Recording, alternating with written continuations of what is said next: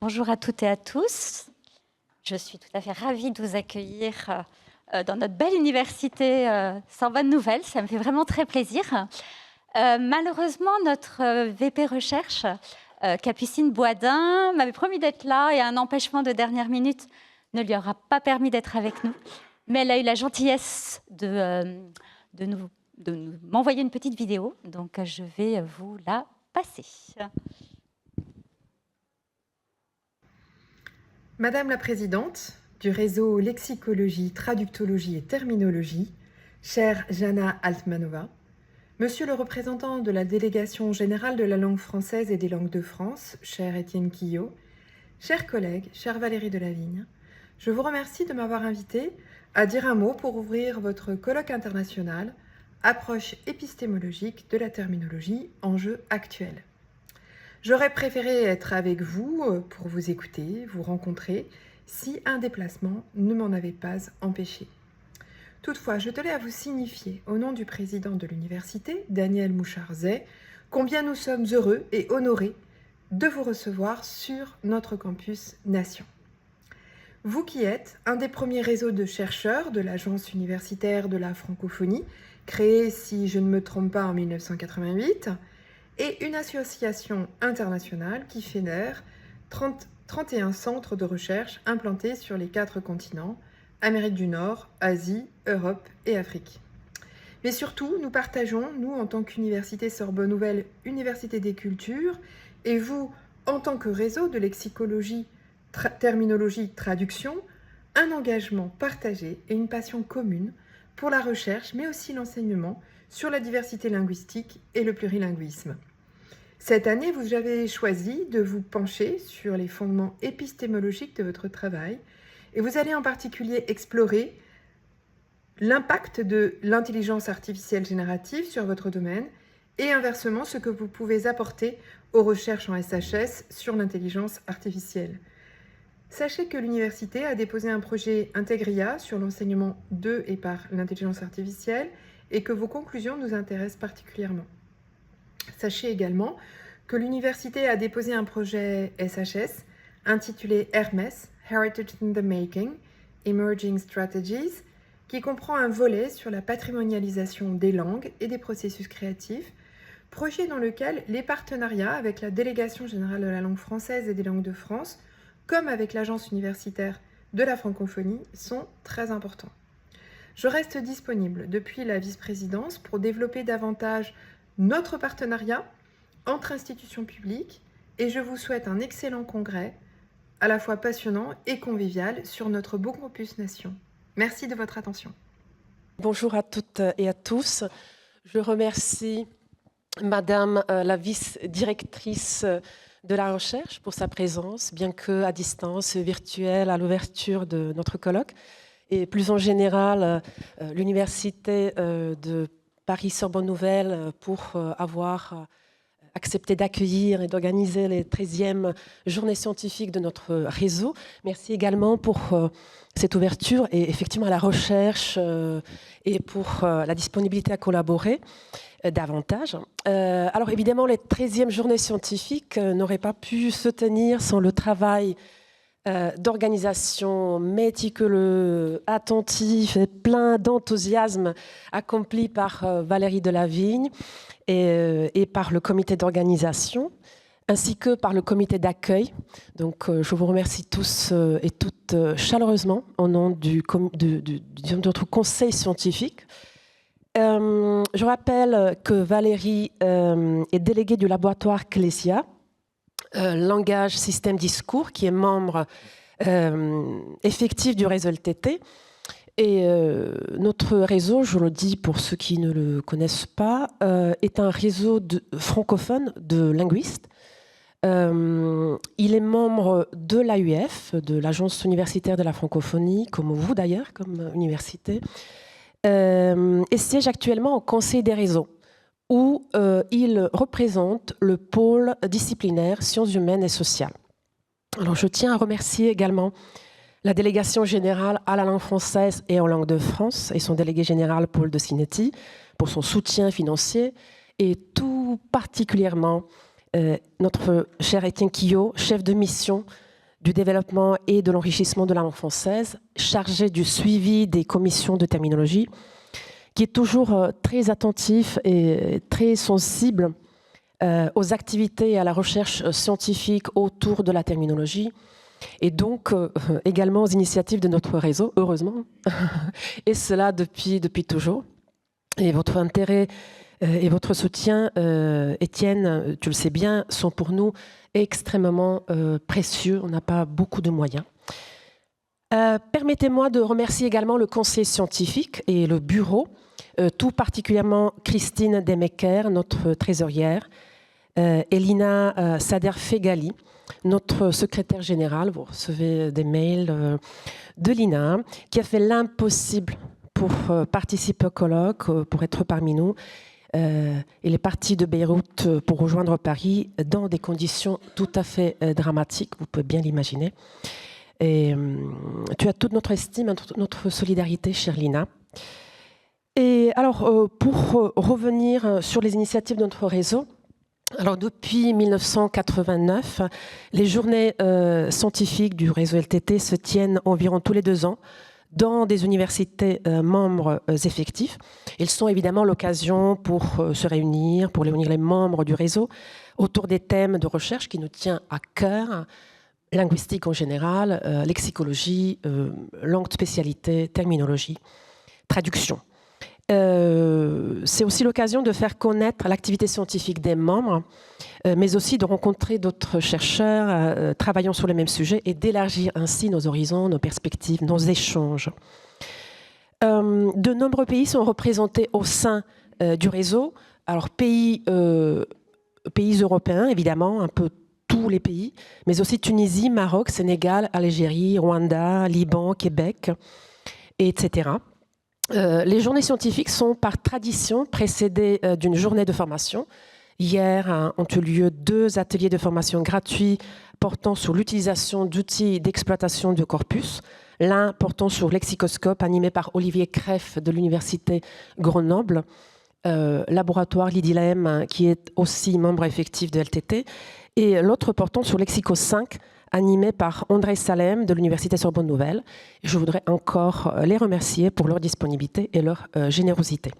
Si les journées précédentes organisaient un Naples porté sur la traduction au service des institutions, là, les 13e journées scientifiques sont consacrées à la terminologie. Et lorsque Valérie a proposé au conseil scientifique d'organiser ces journées sur l'épistémologie de la terminologie, on était tous immédiatement d'accord, parce qu'il nous a paru effectivement utile de faire le point, de proposer une réflexion sur les enjeux actuels, des multiples méthodes, perspectives, approches en terminologie, compte tenu, et ça c'est important, des bouleversements des technologies langagières survenus ces dernières décennies et de retombées sur toutes les activités humaines ainsi que sur la recherche. Je me réfère effectivement au bouleversement dû au développement de nouvelles technologies langagières.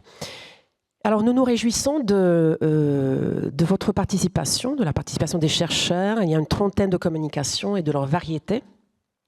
Également de la grande participation du public en présence et aussi en ligne. Nous espérons que ces journées seront l'occasion de tisser de nouveaux liens entre chercheurs et chercheuses, que le réseau pourra contribuer à soutenir, parce que c'est évidemment cela notre mission principale. Alors voilà, chers collègues, chers membres de LTT, je vous souhaite et je nous souhaite un bon colloque.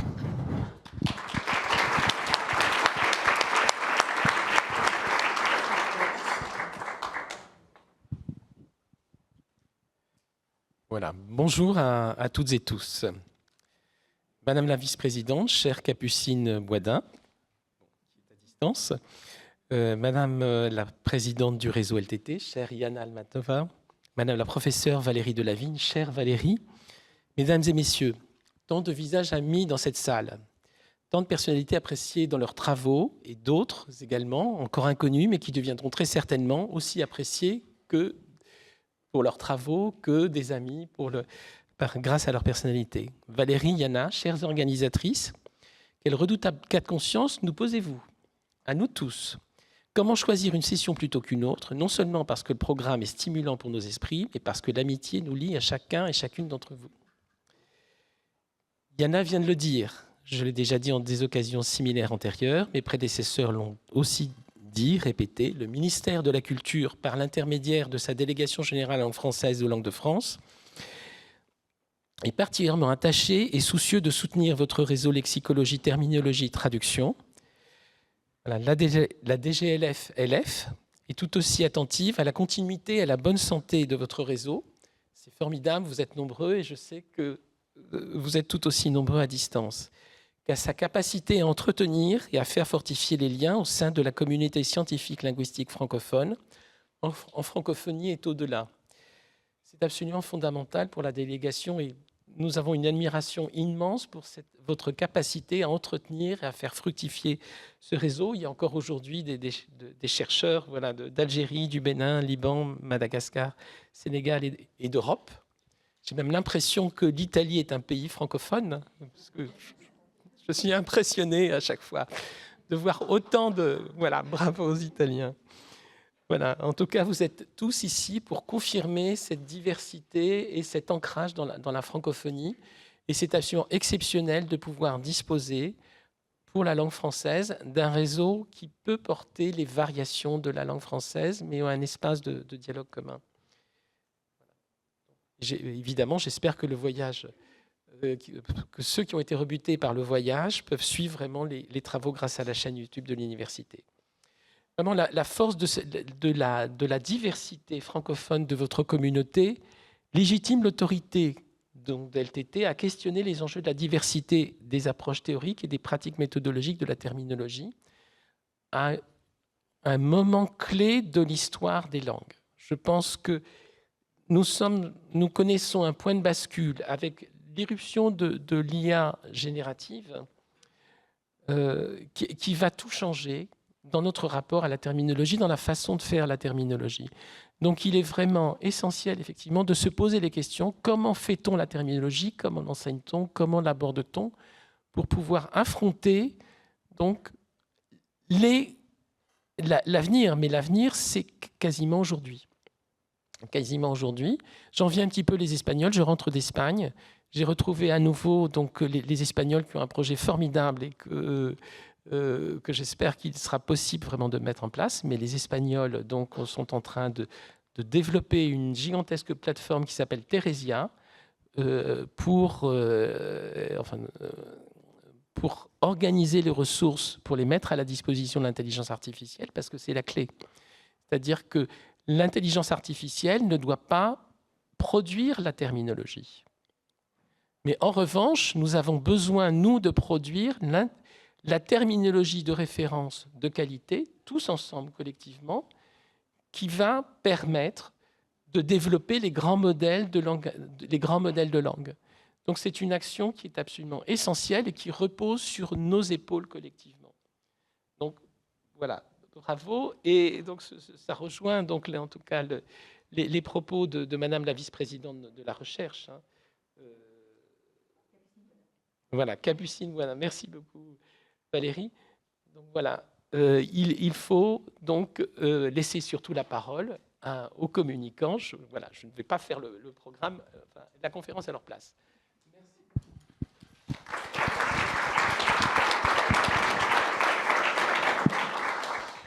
Merci beaucoup Yana. Merci beaucoup Étienne.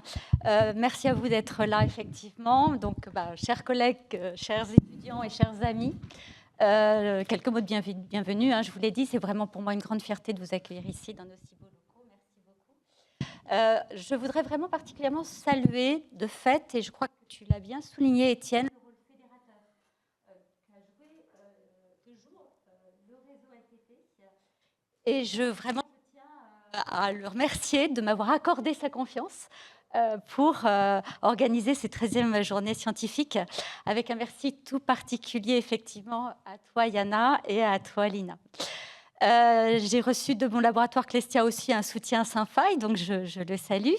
Et je remercie bien évidemment Étienne et la DGLF. Alors Étienne tout particulièrement pour faire ce qu'il fait pour la terminologie, et bien évidemment l'Agence universitaire de la francophonie. Alors, nous avons reçu 38 propositions de communication. Nous étions surpris de les voir arriver dans un tel nombre et nous en sommes tout à fait heureux. Nous aurons aujourd'hui 32 interventions en plus des 3 plénières. 4 d'entre elles se dérouleront à distance. Les budgets n'ont pas été toujours au rendez-vous. Voilà. La journée de formation hier, comme tu l'as dit, Yana, a rassemblé quand même plus d'une vingtaine de participants en présence et une vingtaine également à distance le matin et l'après-midi. Et voilà. Donc vous remarquerez quand même que l'origine géographique des communicants a une esthétique imparable. Je remercie Paula, je ne sais pas si elle est toujours à l'accueil, mais en tout cas de nous avoir fait cette très jolie carte et d'avoir surtout fait un joli graphique pour savoir d'où vous veniez. Donc effectivement, on peut se demander si l'Italie n'est pas francophone, n'est pas devenue francophone, puisque vous voyez qu'il y a presque, effectivement, il y a presque 25%, donc un quart de gens qui viennent d'Italie, que je salue, mais bien évidemment, ce ne sont pas les seuls, vous les voyez sur cette diapositive. Alors, j'avais pour ambition de fait, pour ce colloque, de discuter et de confronter des points de vue à propos des théories et des pratiques actuelles de la terminologie. Tout ceci présuppose qu'elle soit prise dans une certaine historicité. C'est ce qui a fait le choix de l'affiche, qui en a étonné plus d'un, donc je voulais m'en expliquer. Vous pouvez y admirer en fait ce tableau-là de l'Ukrainien Oleksandr Bogomazov, qui date de 1915 et qui s'intitule « L'électricien ». Voyez-vous une sorte de clin d'œil, en fait, voyez-y, une forme de clin d'œil, une référence à la première commission électrotechnique du début du siècle dernier, en 1906, qui a débouché sur des problématiques de normalisation et de terminologie.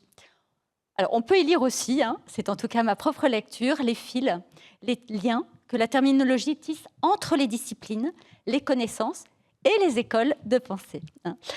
Lorsque j'ai proposé le thème de ce colloque, c'était pour effectivement revenir sur cette histoire et sur la variété des points de vue. Depuis la fin des années 80, ces points de vue se sont souvent confrontés les uns aux autres. Ils font de la discipline ce qu'elle est aujourd'hui, à savoir des approches différentes en fonction des besoins et des problématiques, une certaine infusion des pratiques qui constituaient les premières critiques formulées notamment par la socioterminologie et la terminologie textuelle il y a 25 ans, et les autres courants que vous connaissez toutes et tous. C'est ce qui ressort d'ailleurs de plusieurs ouvrages parus récemment ou qui sont en cours de parution et qui précisément proposent un retour sur cette histoire récente, notamment celui dirigé par John Embley. Donc je remercie également bien évidemment mes confrères et amis qui m'ont fait cette immense joie d'accepter mon invitation. John Embley qui va ouvrir le bal avec précisément cette dimension historique mais sur un autre plan. François Gaudin, pour avoir été un des tout premiers à jeter un œil critique sur une certaine terminologie, en dehors d'avoir été mon directeur de thèse, dont je le remercie encore. Et Nathalie Kubler, qui n'est pas là ce matin, mais qui sera là cet après-midi, qui vient, elle, presque en voisine, mais qui m'a semblé intéressant d'inviter, et il m'a semblé intéressant de l'inviter, parce qu'elle met vraiment au cœur de son travail une dimension outillée dont il est effectivement difficile de se passer aujourd'hui. C'est aussi de cela dont il sera question, celle de l'IA, qui a fait l'objet effectivement des journées d'Oran LTT en mai dernier. Et ce sera un des thèmes abordés lors de la table ronde qui viendra demain clore le colloque, que Dardo Dvecki a accepté de présider. Et donc ce colloque constitue à mes yeux un point d'étape et un tremplin pour les suites à venir. Alors, je voulais vous dire également que nous avons un programme chargé, vous l'avez vu. Il n'a pas été toujours facile, comme toute manifestation de ce type, d'associer les communications pour qu'elles arrivent à rentrer en résonance les unes avec les autres. Certains choix pourront vous sembler hasardeux, on a fait au mieux.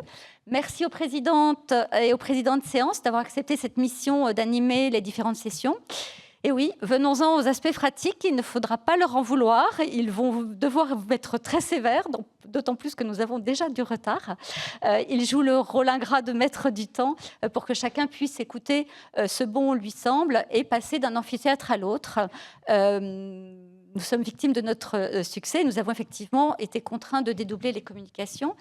Les amphithéâtres ne sont pas loin l'un des l'autre. C'est désagréable de devoir choisir, je vous l'accorde, mais si cela peut vous consoler, je suis comme vous.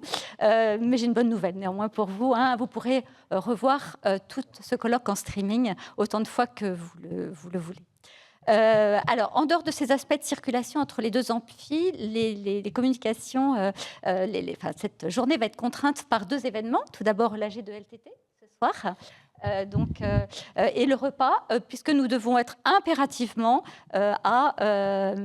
au restaurant à 19h30, c'est impératif. Nous rendons, pour ceux qui se sont inscrits, ceux qui veulent encore le faire, il n'est pas tout à fait trop tard. Nous avons donc rendez-vous au Bouillon République. Les restaurants dénommés Bouillon font partie de ces lieux parisiens typiques et chargés d'histoire. Mais bon, je ne vais pas être trop longue et je vous laisserai le découvrir. Nous en discuterons autour d'un verre ce soir. Eh bien, écoutez, de toute façon, rassurez-vous, il y aura des gens pour vous guider. ChatGPT propose aussi ce genre d'image, donc nous vous accompagnerons puisque nous devrons prendre le métro pour partir d'ici. Vous trouverez toutes les informations et je l'aurai l'occasion de le répéter dans le courant de la journée. Et donc, je vous souhaite un très bon colloque.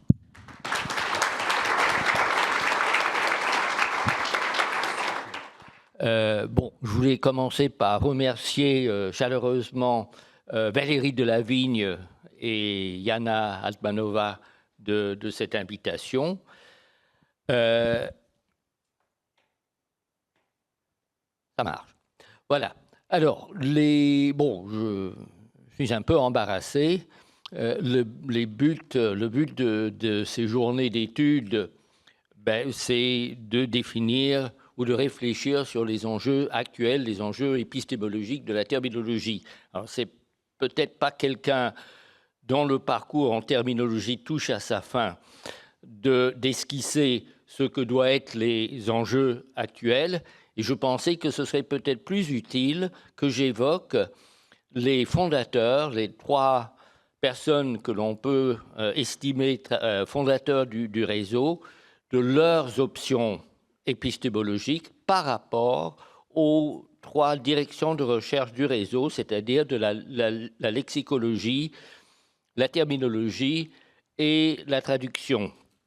Et je voudrais, en faisant cette recherche de mon côté, je me suis aperçu que le centre de gravité de ces 3 chercheurs et de ces 3 militants est bien la terminologie. Et la lexicologie, la lexicographie et la traduction et la traductologie s'articulent donc autour de la terminologie.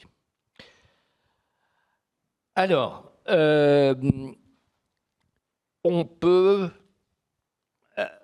constater une certaine évolution actuelle où les disciplines sorties de la linguistique, et là je parle surtout des 3 disciplines donc clés du réseau, se penchent sur leur histoire.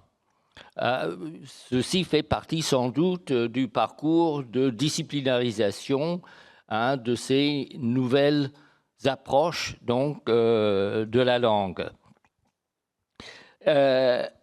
Donc, j'aimerais voir donc les options épistémologiques des fondateurs par rapport à la terminologie et la traduction. On peut constater une prédominance actuelle dans les études de terminologie, de lexicologie et de traductologie, une certaine disparition de revues de terminologie. Je pense à Terminologie nouvelle, Traduction et terminologie, Terminométro, autant de revues francophones donc, qui n'existent plus. Et on constate également, parmi les revues qui ont toujours pignon sur rue, comme TTR, donc une très nette prédominance de la traduction et de la traductologie aux dépens de la terminologie. Il n'y a que Meta, dont je vais parler plus longuement, qui arrive à maintenir à peu près donc l'équilibre entre ces 3 approches. Bon, la terminologie, on peut dire, est une discipline établie de nos jours. Et on constate également que lorsque les disciplines commencent à se pencher sur leur passé, c'est peut-être une indication d'une certaine maturité de ces dites disciplines.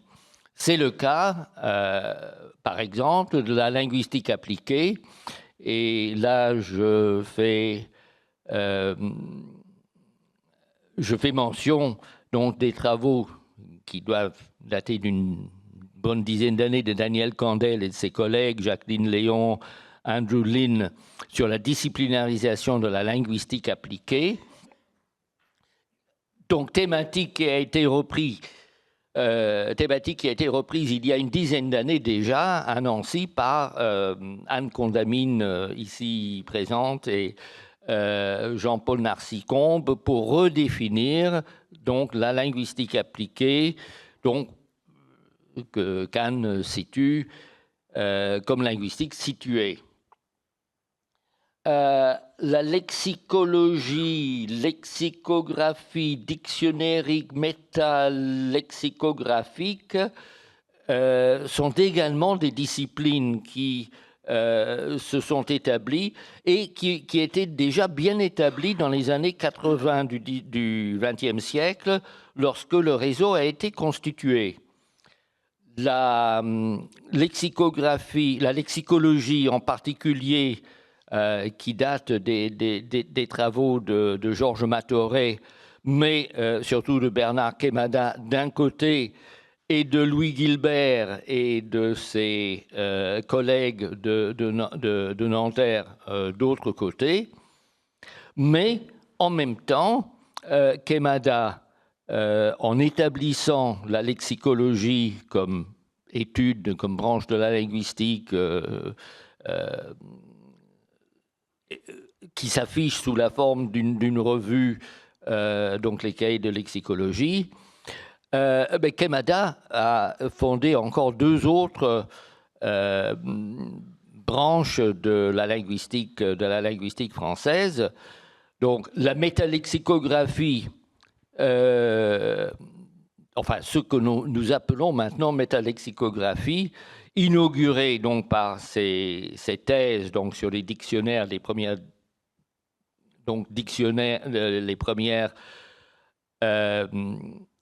études donc sur le dictionnaire en tant que manifestation à la fois linguistique et communicationnelle. Donc la métalexicographie d'une part, et puis la dictionnérique d'autre part, que l'on peut considérer un peu comme la linguistique appliquée ou la lexicographie appliquée à la fabrication d'un dictionnaire. Donc on peut considérer qu'il y a un certain parallélisme entre linguistique et linguistique appliquée d'une côté, et puis lexicographie et dictionnérique de l'autre côté. Et puis pour la traduction et la traductologie, je vous renvoie au livre de Jean Delisle. Donc le sujet est déjà bien traité. Alors, la terminologie se penche sur son passé. En fait, il y a eu un premier colloque en 1988 à Bruxelles sur la terminologie diachronique organisé par Caroline de Schetzen et Ad Hermans. Et le deuxième colloque, il a fallu attendre l'année dernière pour que Pascaline Dury organise donc la suite donc de Bruxelles 88. Et il y a des publications prévues, une publication notamment, enfin deux publications tirées de ce colloque de Lyon de l'an dernier.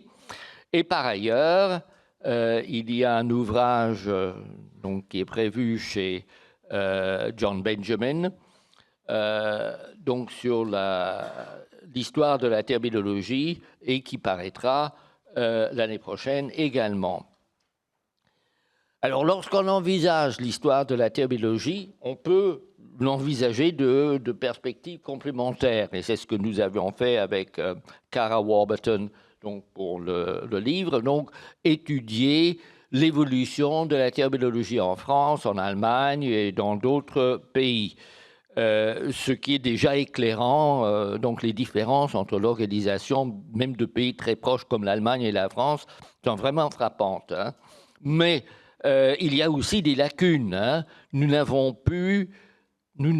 trouvé personne pour faire l'histoire de la terminologie, ni au Royaume-Uni, ni aux États-Unis.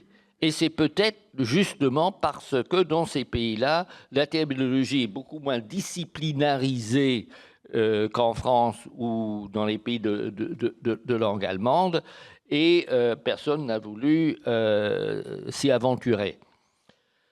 Mais il y a d'autres approches possibles. On s'aperçoit que, en se limitant à des pays, on perd de vue beaucoup d'activités en parallèle, par exemple, par institution. Alors, la terminologie et la terminotique donc des institutions européennes. Là, nous avons prévu un chapitre. Il y a un chapitre également sur les activités de terminologie de l'ISO. Mais c'est tout. Il y a toutes les autres institutions nationales, régionales, etc., dont il faudrait faire l'histoire un jour ou un autre. Ou, troisième approche, et la liste n'est pas exhaustive, donc par réseau. Et je pense que le réseau LTT est particulièrement bien placé pour faire sa propre histoire, et parce que vous avez déjà des archives qui sont accessibles. Et d'ailleurs, pendant le temps de la préparation de cette petite réflexion, je me suis aperçu que davantage de pages ont été portées sur le site donc, du réseau. Donc là, vous avez une longueur d'avance par rapport à beaucoup d'autres associations, d'autant plus que les actes des colloques, donc, qui sont systématiquement disponibles, en font également partie. Voilà, alors, la question fondamentale, c'est quelle épistémologie, hein, si on regarde les définitions de dictionnaire, donc on se place déjà dans une perspective philosophique qui n'était pas mon intention. Tout ce que je voulais faire, c'était de m'interroger et de lire les orientations des fondateurs par rapport aux disciplines proches, donc terminologie par rapport à lexicologie, lexicographie, terminologie par rapport à traduction et traductologie, et donc exemplifié par les travaux des fondateurs. Alors, qui sont ces fondateurs? Bon, André Claes, bien entendu, c'est celui qui a eu l'initiative, donc qui était bien introduite dans l'Opel Furef et donc qui a vu une opportunité qu'il a saisie. Ensuite, Philippe Thoiron. Dans les archives, je trouve parfois qu'on parle de lui en tant que coordonnateur. Donc, ce serait intéressant de voir pourquoi. Et puis, le refondateur, celui qui a sauvé le réseau dans les années 2000, donc pendant des périodes troubles, Mark van Campenhout, qui m'a fait l'amitié de relire ce que je vais vous dire maintenant, ce qui est le cas d'ailleurs de Philippe Thoiron également. Et je les remercie vivement. Voilà.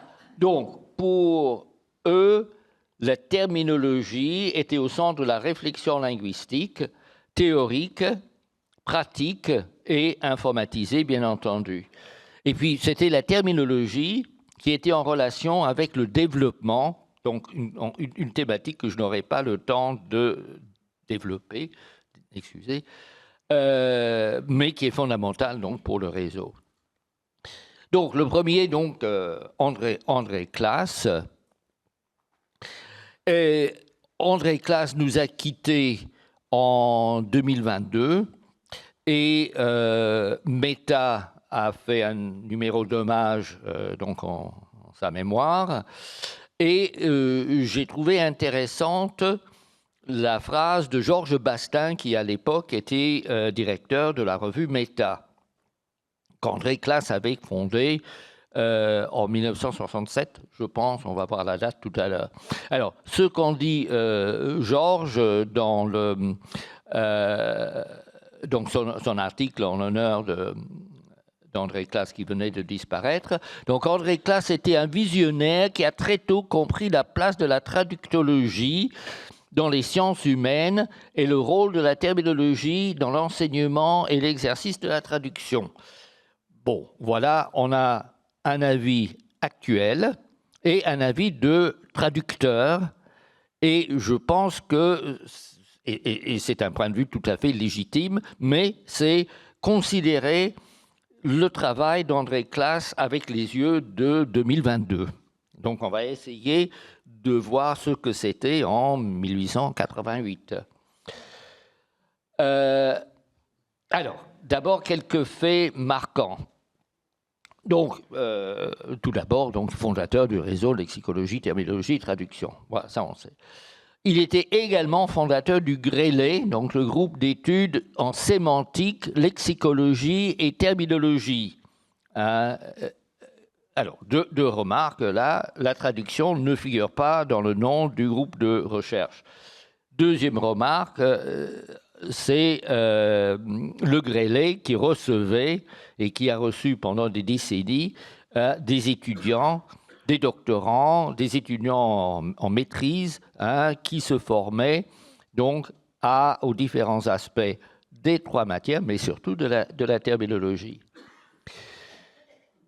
Il est cofondateur et rédacteur avec Rhoda Roberts du dictionnaire bilingue canadien. Je ne sais pas si Amélie Josselin est déjà dans la salle, elle nous dira peut-être un mot d'explication, donc pour expliquer pourquoi le dictionnaire n'existe pas. Et puis, il était pendant 40 ans directeur de la revue Meta. Et donc, il a eu l'occasion de s'exprimer au sujet de Meta par rapport à LTT. Alors, lisons donc ce qu'il avait raconté à Georges Bastin dans un entretien en 2020. Donc, le fleuron de ma couronne, pour employer un vieux cliché, sera toujours, sans contredit, Meta.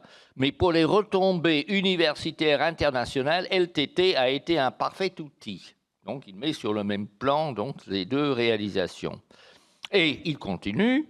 Donc, le réseau a permis d'organiser une foule d'activités langagières, des réunions internationales dans les domaines de la lexicologie, la terminologie et la traduction, soit les domaines qui ont toujours été au cœur de mes préoccupations. Donc, il met les trois disciplines, les trois approches sur le même plan.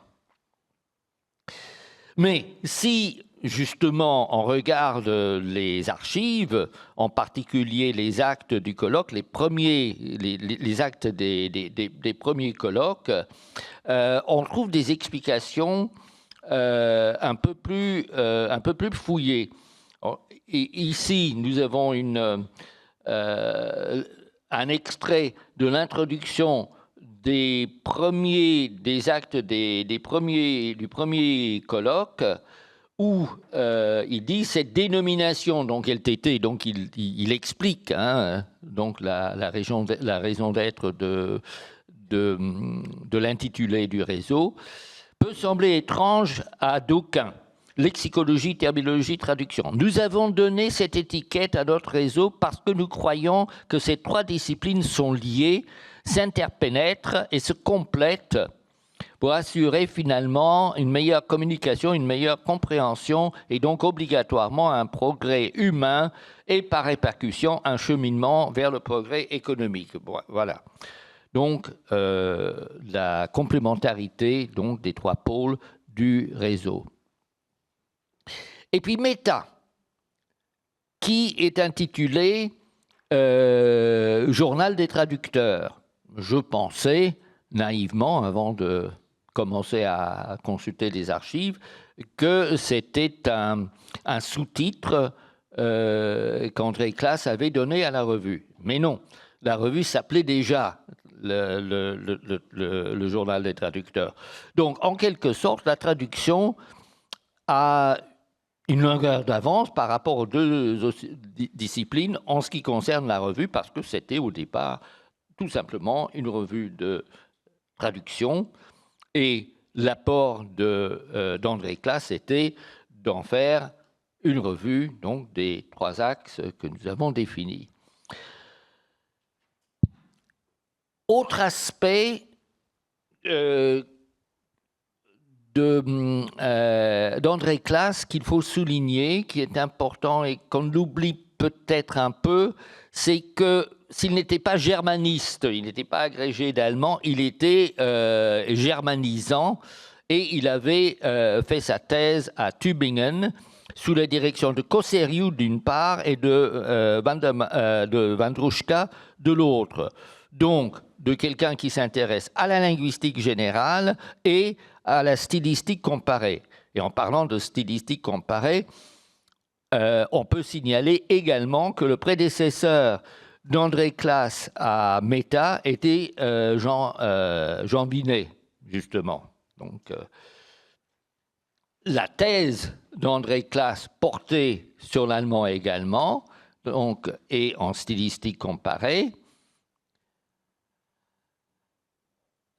Et donc, André Classe était présent, je vais peut-être revenir tout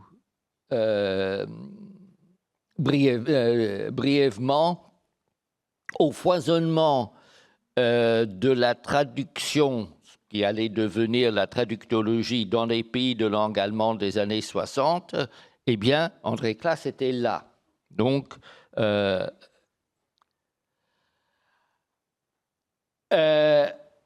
pour revenir à l'entretien Georges Bastin-André Classe, Georges Bastin lui a posé la question de savoir, donc entre les 3, lexicologie, terminologie, traductologie, traduction, quel domaine langagier associe le mieux à un seul domaine ou tous en même temps, etc. Et André Classe qui, en quelque sorte, botte en touche, et il dit « Je suis un enseignant ». Donc, tous ces domaines sont fondamentaux pour la formation des traducteurs, sans oublier la phonologie. Bon, voilà. Donc, toujours la traduction et la traductologie qui représentent un peu le but ultime, mais donc au moyen de la terminologie. Voilà. Donc, la lexicographie, oui. Je vais vite.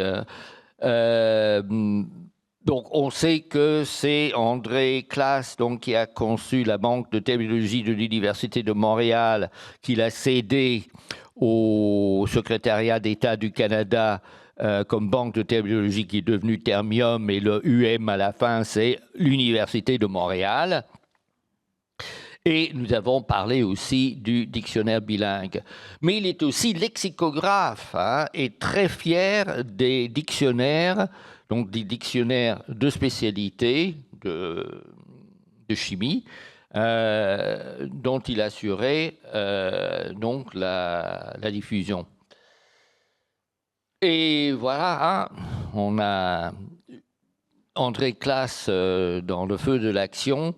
Malheureusement, j'ai coupé, enfin l'ordinateur a coupé, Monique Cormier qui était là et qui était là pour illustrer justement l'importance de la documentation. À l'époque, Monique était responsable des comptes rendus et de la documentation de la revue. Donc, voilà. Et si on regarde, donc ça c'est mon dernier point concernant André Classe, si on compulse les actes des colloques du réseau. Donc voici un extrait du deuxième colloque qui a eu lieu à Mons, donc à l'école des traducteurs de Mons, et qui était axé sur la station de travail du traducteur de l'an 2000, enfin 2000 ou 2001, donc 10 ans plus tard.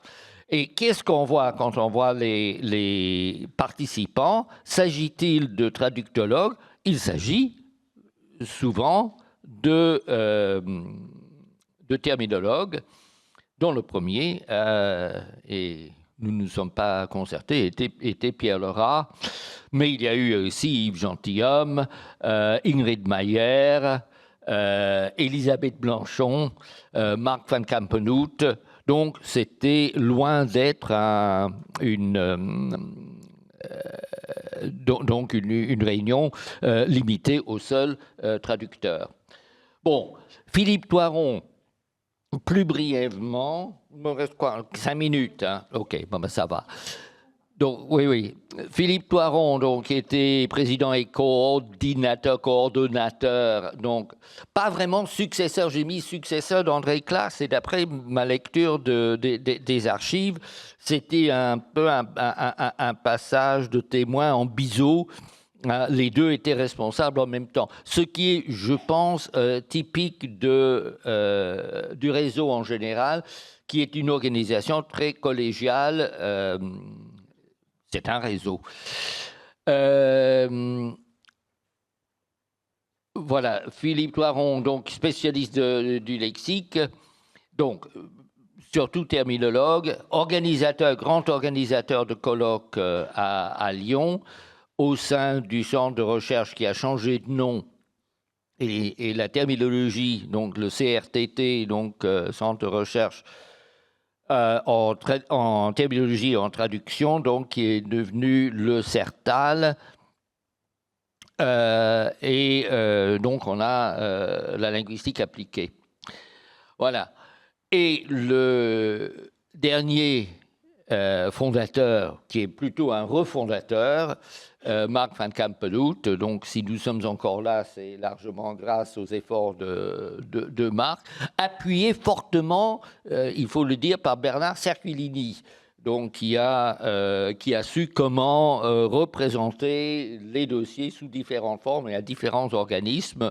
Et le résultat était donc une association internationale sans but lucratif en droit belge. Donc c'est la forme juridique du réseau depuis plus de 10 ans maintenant. Alors, Marc van Campenhout était particulièrement bien placé pour être donc coordinateur et président du réseau. Il était rédacteur de Terminologie Nouvelle.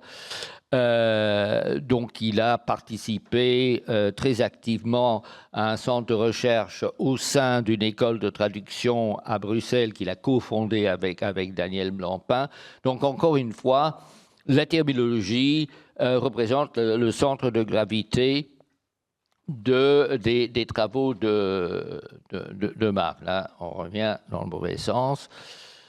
Voilà, donc si on regarde sa page personnelle actuelle, donc on voit une très nette prédominance de tout ce qui relève de la terminologie au service de la traduction. Et il a eu donc de nombreuses activités éditoriales, voilà. Donc, dernière réflexion, en me le relisant, je me suis dit que j'ai présenté un trio bien masculin. Ben oui, les fondateurs, il n'y a pas de fondatrice.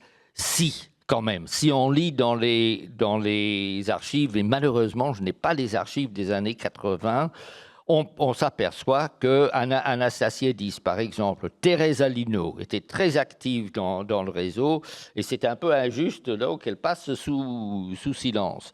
Mais c'est une situation qui est un peu générale. C'est le cas en terminologie. Nous avons parlé de Buster, nous avons parlé de Schloman, voilà, du capitaine Pache. Mais les choses changent.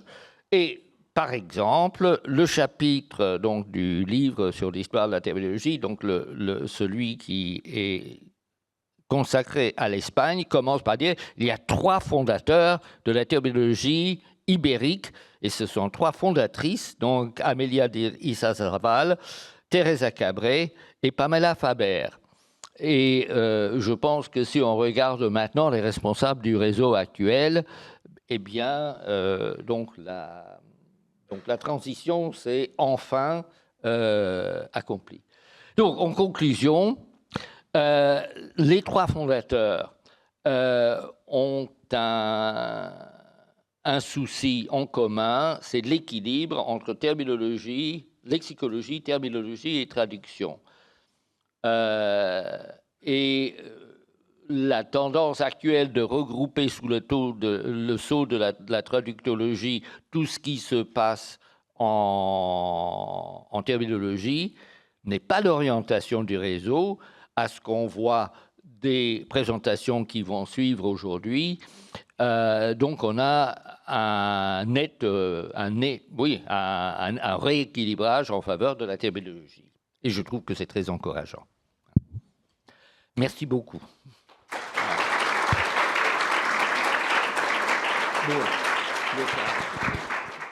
Merci beaucoup, John, de cette présentation et de ce joli panorama, effectivement. Alors, on est un petit peu, effectivement, un petit peu serré au niveau du temps, mais je pense que ça serait dommage, néanmoins, de ne pas s'accorder quelques questions, au moins 5 minutes de questions. On rattrapera un petit peu moins de pauses, et puis voilà. Donc, si vous avez des questions, on peut faire circuler les micros dans la salle.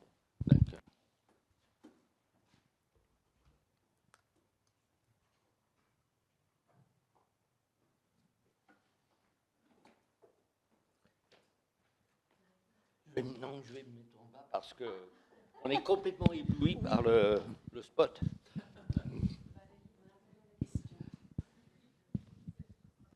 Marche-t-il? Alors, en attendant les questions, excusez-moi, c'était juste pour remercier John. Merci beaucoup pour cet aperçu, disons, disciplinaire, mais aussi un focus, disons, sur le réseau. Et évidemment, je me joins à tes remerciements aux fondateurs du réseau. Voilà. Donc, y a-t-il d'autres questions? Pas de questions? Pierre. Oui, Pierre.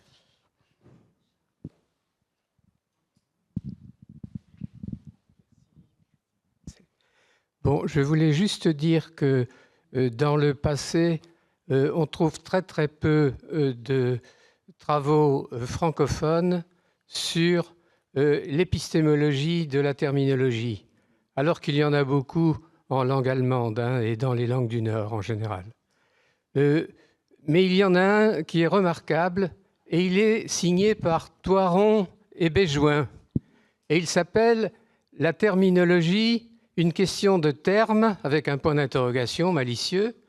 Et c'est très très bon parce que c'est quelqu'un du réseau LTT qui intègre les apports de la terminologie des fondateurs, c'est-à-dire de Wüster, n'ayons pas peur des mots, et qui, d'autre part, c'est une approche de traducteur aussi. Et ce qui manque en France, c'est une approche plurilingue de la terminologie, à mon avis. Voilà, merci.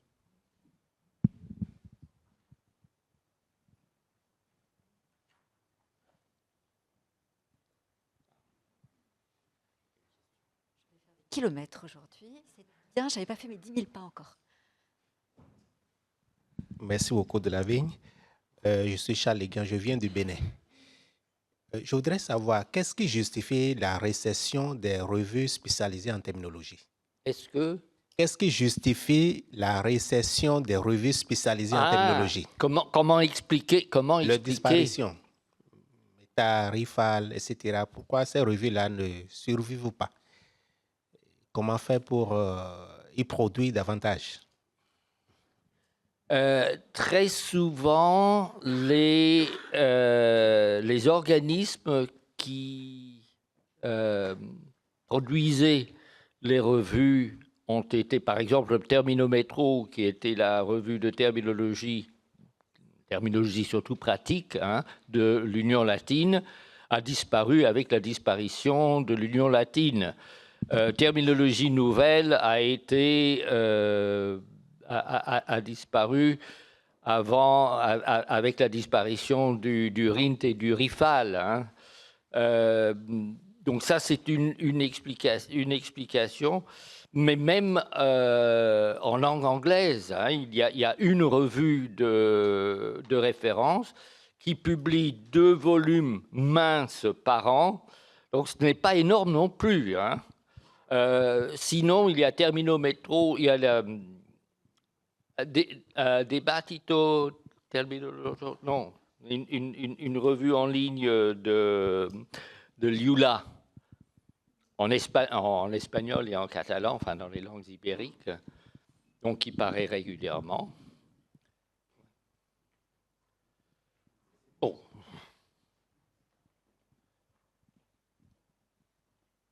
Eh bien, s'il n'y a plus de questions, on va peut-être passer oui. à la première session. Merci en tout cas, John. Merci voilà. beaucoup.